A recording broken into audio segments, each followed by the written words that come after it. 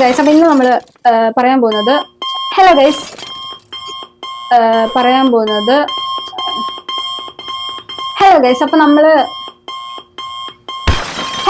അപ്പം നമ്മൾ ഇന്ന് പറയാൻ പോകുന്നത്, എനിക്ക് പേഴ്സണലി കുറച്ച് പേര് മെസ്സേജ് അയച്ചിട്ടുണ്ടായിരുന്നു. എൻ്റെ വ്ളോഗ്, അഡ്മിനിസ്ട്രേഷൻ്റെ വ്ളോഗ് കണ്ടിട്ട് എൻ്റെ അടുത്ത് ചോദിച്ചിട്ടുണ്ടായിരുന്നു, താൻ കോഴ്സ് കഴിഞ്ഞോ, താൻ ജോലിക്ക് കയറി, എന്താണ് പഠിച്ചത്, എവിടെയാണ് പഠിച്ചത്, ജോലിക്ക് പോയിട്ടുണ്ടോ, അല്ലെങ്കിൽ ജോലി ചെയ്യുവാണോ, അല്ലെങ്കിൽ ഇന്റർവ്യൂവിന് പോയിട്ട് ഇന്റർവ്യൂവിന് എന്താണ് ചോദിച്ചത്, അങ്ങനെ ഒരുപാട് ക്വസ്റ്റ്യൻസ് ഇവർക്ക് പോലും അറിയാത്ത ഒത്തിരി കൺഫ്യൂഷൻ ഉള്ള ക്വസ്റ്റ്യൻസ് ഇവർ ചോദിച്ചിട്ടുണ്ടായിരുന്നു. ഡീറ്റെയിൽ ആയിട്ട് അവർക്ക് പറയാൻ പറ്റിയിട്ടില്ല. അപ്പോൾ ഞാൻ പറയാൻ പോവാണ്. ഇന്റർവ്യൂ ഞാൻ പോയിട്ടുണ്ടായിരുന്നു. ഞാൻ പോയിട്ട് പാലക്കാടായിരുന്നു. ഞാൻ എത്രയും ദൂരം പോയതെന്ന് വെച്ച് കഴിഞ്ഞാൽ അവരവിടെ അക്കോമഡേഷനും ഫുഡും എല്ലാം തരുന്നുണ്ടായിരുന്നു. അപ്പം എക്സ്ട്രാ സാലറിയും എല്ലാം ഒക്കെ ആയിരുന്നു, പക്കയായിരുന്നു. കുറേ വേക്കൻസികൾ നമുക്ക് നമ്മൾ പഠിച്ച കോളേജിൽ നമുക്ക് ചെറുതരം അയച്ചുകൊണ്ടിരിക്കും. അപ്പോൾ നമുക്ക് പറ്റിയ ഒരു വേക്കൻസി നമ്മൾ ചൂസ് ചെയ്തിട്ടാണ് നമ്മൾ അതിന് അപ്ലൈ ചെയ്യുക. അപ്പോൾ എനിക്ക് ഇവരുടെ അടുത്ത് കറക്റ്റായിട്ട് ഉത്തരവൊന്നും പറയാൻ പറ്റിയിട്ടുണ്ടായിരുന്നില്ല. നല്ല കോഴ്സ് ആണെന്നോ അല്ലെങ്കിൽ നല്ല കോഴ്സ് അല്ലേന്നോ, സാലറി എങ്ങനെയാണ്, പഠിപ്പ് എങ്ങനെയാണ്, ജോലി എങ്ങനെയാണ്, ഇന്റർവ്യൂ എങ്ങനെയാണ്, ഒന്നും പറയാൻ പറ്റിയിട്ടുണ്ടായിരുന്നില്ല. അപ്പോൾ ഞാൻ കോഴ്സ് കഴിഞ്ഞപാടെ ഞാൻ ഇന്റർവ്യൂവിന് പോയിട്ടുണ്ടായിരുന്നു. അപ്പോൾ നമുക്ക് ഇഷ്ടമുള്ള വേക്കൻസി ഒരുപാട് പൊസിഷൻസ് ഉണ്ടാവും, അതിൽ അക്കോമഡേഷനും ഫുഡ് ഉള്ളതുണ്ടാവും. അപ്പോൾ എന്നെ സംബന്ധിച്ച് ഞാൻ ഇത് കിട്ടുന്ന സ്ഥലത്ത്, അതായത് ഫുഡും താമസ സൗകര്യം കിട്ടുന്ന സൗകര്യം ഉള്ള ജോബായിരുന്നു ചൂസ് ചെയ്യലുണ്ടായിരുന്നു. അപ്പോൾ ഡിസ്റ്റൻസ് ആയിട്ടുള്ളതാണ് കൂടുതൽ അങ്ങനെ ഉണ്ടാവും. അപ്പോൾ എനിക്ക് ആദ്യം എൻ്റെ കോഴ്സ് കഴിഞ്ഞ സർട്ടിഫിക്കറ്റ് കിട്ടിയപാടെ എൻ്റെ കണ്ണിൽ പെട്ടത് പാലക്കാടായിരുന്നു. കിട്ടിയപാടെ ഞാൻ അങ്ങോട്ട് പോയി ഇന്റർവ്യൂ അറ്റൻഡ് ചെയ്യുകയായിരുന്നു ചെയ്ത്. അപ്ലൈ വെച്ചപ്പോൾ അവർ വരാൻ പറഞ്ഞായിരുന്നു. അപ്പോൾ എനിക്ക് സൗകര്യം എന്ന് പറഞ്ഞാൽ ഇവിടുന്ന് മാറി നിൽക്കേണ്ട ആവശ്യമുള്ളതുകൊണ്ടും അതുപോലെ തന്നെ ഫുഡ് താമസ സൗകര്യം കിട്ടുന്ന സൗകര്യം നോക്കിയായിരുന്നു ഞാൻ അപേക്ഷ കൊടുത്തുകൊണ്ടിരുന്നത്. അപ്പോൾ ഞാൻ നിലവിൽ സർട്ടിഫിക്കറ്റ് കിട്ടി കഴിഞ്ഞ പാടെ ഞാൻ എന്ത് ചെയ്തു, ഞാൻ അപ്ലൈ ചെയ്തു. എന്നോട് വരാൻ പറഞ്ഞു. ഞാൻ ഇന്റർവ്യൂ അറ്റൻഡ് ചെയ്തു. ഇന്റർവ്യൂവിന് എനിക്ക് കിട്ടിയിട്ടുണ്ടായിരുന്നു. അപ്പോൾ ഞാൻ പാലക്കാട് കഴിഞ്ഞ 1-ാം തീയതി കയറാനിരിക്കുമായിരുന്നു ജോലിക്ക്. അപ്പോഴാണ് നമുക്ക് ഗ്യാസ് ഇഷ്യൂസ് വന്നത്. അപ്പോൾ ഞാനത് പിന്നെ ലേറ്റ് ആവുന്നുണ്ടായിരുന്നു. അപ്പോൾ ലേറ്റായി ഇന്ന് വരെ എത്തി.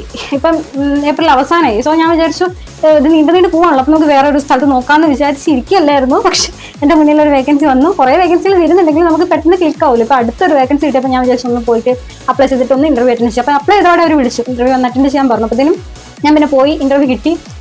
അതായിരുന്നു സംഗതി.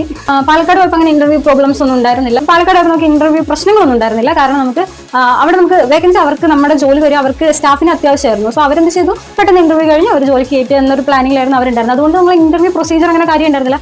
അപ്പം എനിക്ക് ഇവിടുത്തെ ഇന്റർവ്യൂവിന് പോകാൻ നേരത്തെ ഞാൻ ചിന്തിച്ചത് എന്താണ്, ആ ഇന്റർവ്യൂ പോലെ തന്നെ ആയിരിക്കും ഈ ഇന്റർവ്യൂ എന്ന ധാരണയിലാണ് ഞാൻ പോയി ഇന്റർവ്യൂവിന് അറ്റൻഡ് ചെയ്യാൻ പോയത്. പോയപ്പോഴാണ് അതിൻ്റെ ഒരു ചതി ഞാൻ മനസ്സിലാക്കിയത്.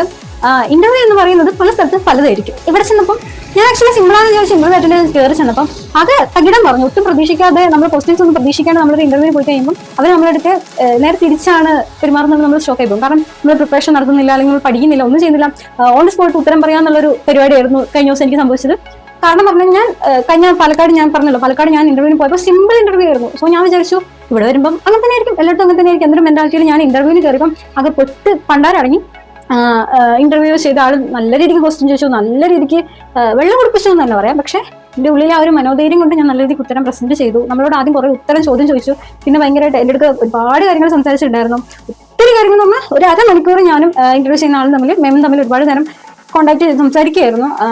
ഉള്ളിൽ ഭയം ഉണ്ടായിരുന്ന സമയത്ത്. പക്ഷെ നമുക്കൊരു ജോലി കിട്ടണം, നമ്മൾ പഠിത്തം കഴിഞ്ഞു, വെയിറ്റ് ചെയ്യാൻ പറ്റത്തില്ല, പഠിത്തം കഴിഞ്ഞാണ് ജോലി. നമുക്ക് ആഗ്രഹിച്ചൊരു സ്ഥലത്തോട്ട് പോകുമ്പം അല്ലെങ്കിൽ ഒരു പെട്ടെന്നൊരു തുടക്കക്കാരെന്ന രീതിയിൽ കിട്ടണം. ഇപ്പം ഞാൻ പോയ സ്ഥലം എന്ന് പറയുന്നത് വളരെ കുഴപ്പമില്ലാത്തൊരു ഇതാണ്. കുറച്ച് പ്രഷർ ഉണ്ടാവും. കാരണം അഡ്മിനിസ്ട്രേറ്റർ ആണല്ലോ. അഡ്മിനിസ്ട്രേറ്റർ എന്ന് പറയുമ്പോൾ തന്നെ അല്ലെങ്കിൽ ആ ഒരു മേഖലയിൽ ഒരു ജോലിയല്ല, ഒരുപാട് ജോലികൾ നമുക്ക് കിട്ടാം.